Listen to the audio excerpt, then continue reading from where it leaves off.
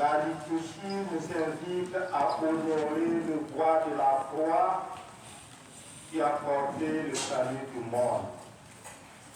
L'instrument de supplice qu'est la croix devient pour nous l'irréfutable signe de l'amour de Dieu qui nous arrache à la mort. Dieu a tant aimé le monde qu'il a envoyé son Fils qui est mort sur la croix pour nous arracher de la mort. En ce vendredi saint, le mystère de la croix du Christ s'impose à nous et nous force au silence. La liturgie elle-même s'ouvre par la grande prostration des ministres, expression de silence et de l'abandon. Nous vivons donc une cérémonie austère au ton dramatique, ponctué de silence. Alors, frères et sœurs, pourquoi faire silence? Faisons silence, car l'homme qu'une foule enthousiaste avait acclamé à son entrée à Jérusalem, l'homme qui a lavé les pieds de ses disciples lors d'un repas pascal, l'homme auquel tant de générations de croyants ont rendu témoignage, l'homme que nous-mêmes voulons aimer et servir, cet homme-là, Jésus-Christ de Nazareth, est sur la croix.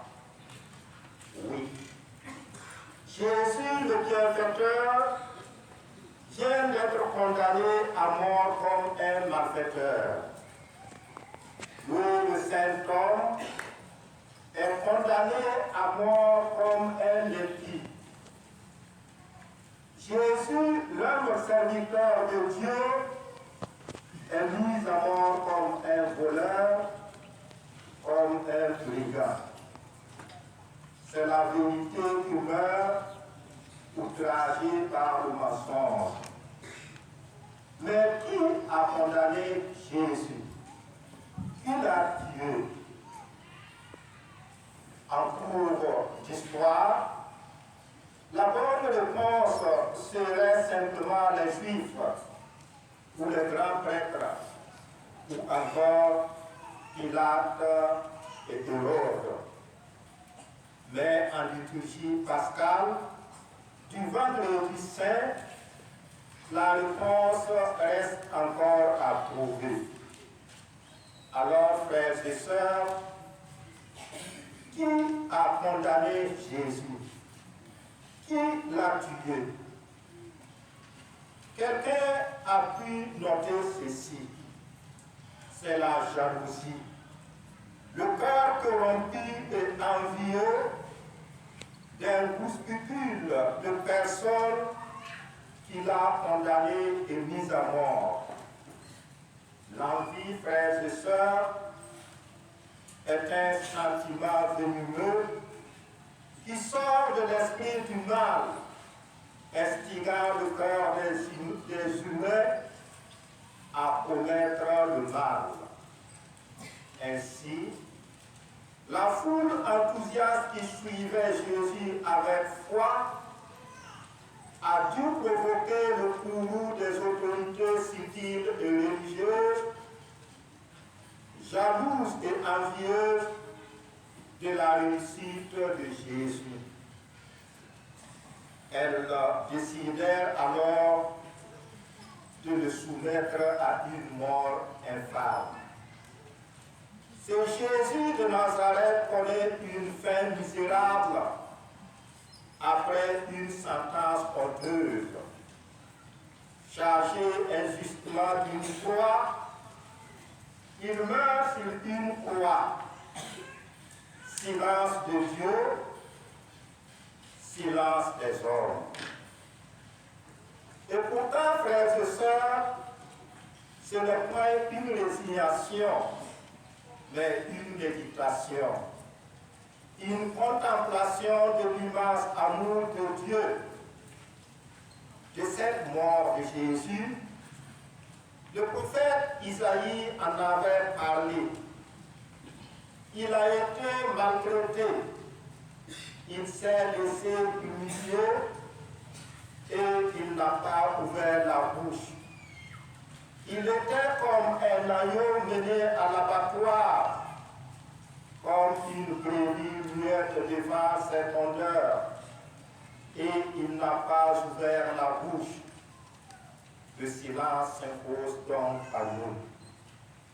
En ce vendredi saint, comment ne pas penser aux situations auxquelles sont confrontés tant d'hommes, de femmes et d'enfants pris dans la violence de la guerre et du terrorisme. Alors, vendredi saint, c'est le rappel de tant d'innocents fauchés, injustement et broyés par la haine et la méchanceté, la jalousie et l'envie des autres hommes. Nous sommes submergés par ces drames où nous voyons des êtres humains comme nous, capables de donner la mort à d'autres êtres humains. Quelle tristesse! C'est l'événement dramatique de la croix qui se répète quand la vengeance, la haine, la jalousie et l'envie prennent le dessus sur l'amour. C'est Jésus qui continue donc de mourir quand tout cela arrive. Alors, frères et sœurs, posons-nous la question: qui a donc tué Jésus? Nous pourrions voir que, quelque part, nous sommes tous coupables en quelque manière. La liturgie de ce jour nous présente l'innocent qui meurt pour nous donner le salut. Aujourd'hui, frères et sœurs, nous devons également contempler ceci. Il est difficile de ne pas penser à toutes les personnes qui courent dans le risque en fuyant leur maison. Il est difficile de ne pas penser à tant de parents qui souffrent aux côtés de leurs enfants gravement malades. Oui, il y a des moments dans la vie où les mots paraissent résonner dans le vide.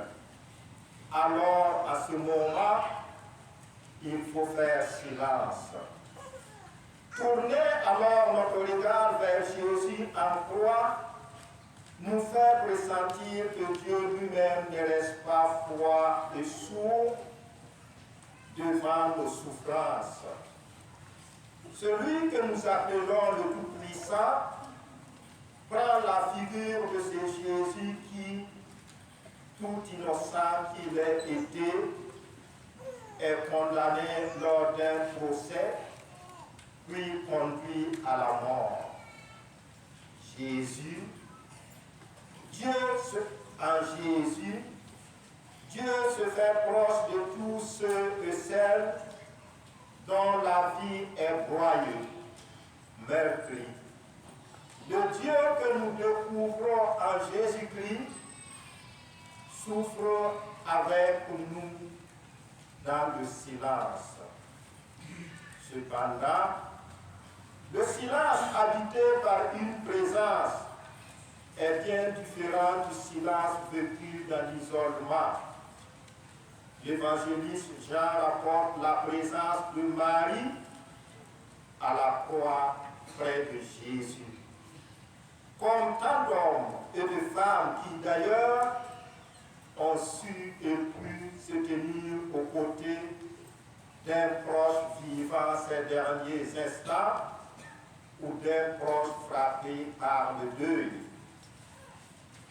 C'est de telles situations Dans de telles situations, frères et sœurs, laissons exprimer l'intelligence du cœur et rendons-nous proches les uns aux autres. Dans les différents récits de la Passion, Jésus se confie totalement au Père.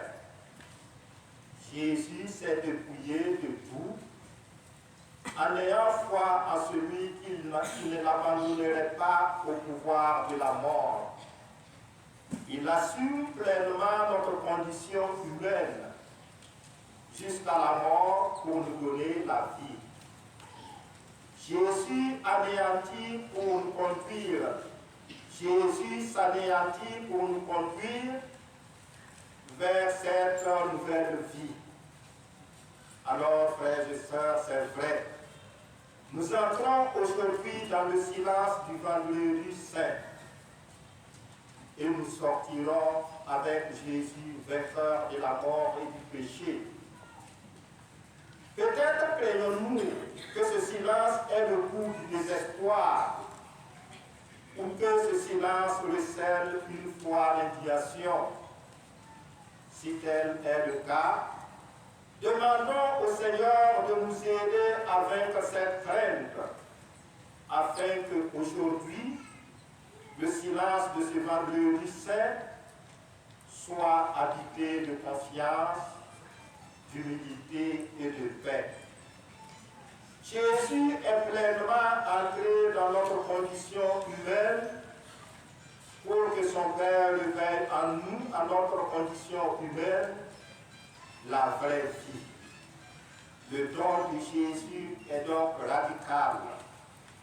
Puisse le silence dans lequel nous entrons à ce jour prendre la forme d'une gratitude. Que le Seigneur nous soutienne, qu'il nous aide à vivre dans l'espérance ce silence pour pouvoir ressusciter avec lui. Qu'il nous vienne en aide par sa grâce.